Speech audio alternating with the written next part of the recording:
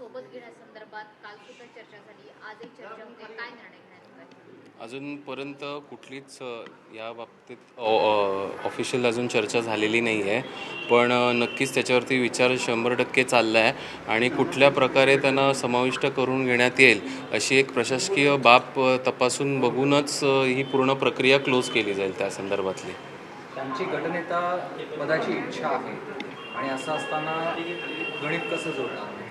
नाही, हे बघा, हे कोकण आयुक्त आणि महानगरपालिकेचे जसं प्रशासकीय बाब पूर्ण होईल त्याच्यानंतरच ही पूर्ण प्रक्रिया आम्ही क्लोज करू आणि त्याच्यानंतर जसं गटनेता पद किंवा इतर ज्या गोष्टी आहेत त्यांना पूर्ण सॅटिस्फॅक्शन दिल्यानंतर ही पूर्ण एक प्रोसेस आहे आमची की दोन्ही गट कसे एकत्र येऊन काम करता येईल त्याच्यावरती एक समानधारक उत्तर दोघांना पक्षांना मिळाल्यानंतर ही प्रक्रिया क्लोज केली जाईल. राष्ट्रवादीचा गटनेता वेगळा असेल की तुम्हीच त्यांचे गटनेते म्हणून काम बघणार? नाही, अजून याच्यावरती काहीच चर्चा नाही आहे.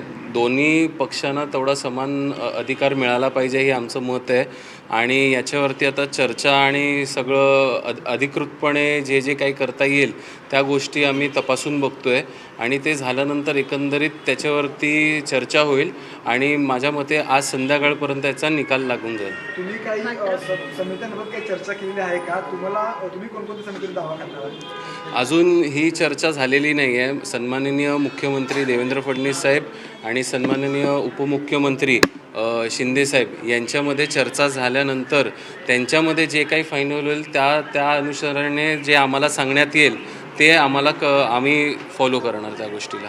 महापौरपद शिवसेनेला मिळावं अशी आपली इच्छा आहे.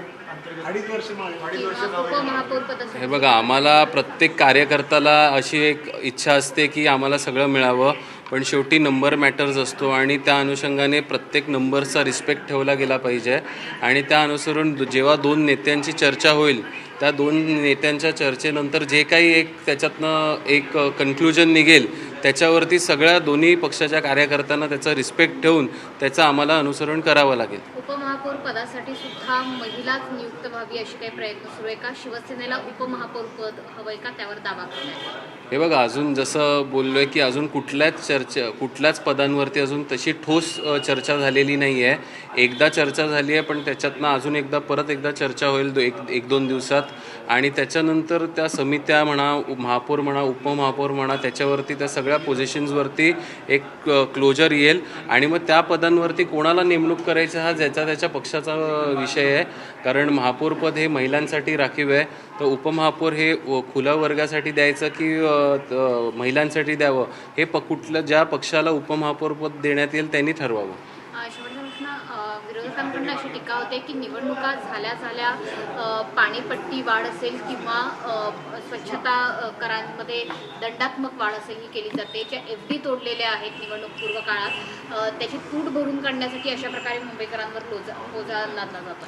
हे बघा, ही एक प्रॉफिट मेकिंग कंपनी नाही आहे किंवा ऑर्गनायझेशन नाही आहे. ही मुंबई महानगरपालिका आहे आणि ज्या FD केल्या आहेत त्या लोकांच्या सेवेसाठी केल्या आहेत. तर जे काही खर्च होतो तो लोकांसाठी केला जातो आणि दिवसेंदिवस जर आपण बघत चाललो आहे की कुठे ना कुठे आपल्याला ती सेवा वाढवावी लागते लोकांच्या गरजेनुसार. लोकांची लोकसंख्या वाढते, त्या आधारे आपल्याला त्या सेविंग्स कुठे ना कुठेतरी आपल्याला कॉम्प्रोमाइज कराव्या लागतात आणि त्या अनुसरून आपण लोकांनाच सेवे करण्यासाठी FD देतो आहे. इकडे कोणाचे खिशे भरण्यासाठी FD आपण क्रिएट करत नाही आहे. तर त्या ह्याच्यानुसारच ही सेवाच्या हिशोबानेच आपण त्या FDचा कुठे ना कुठे वापर करण्यात येत आहे. थँक्यू.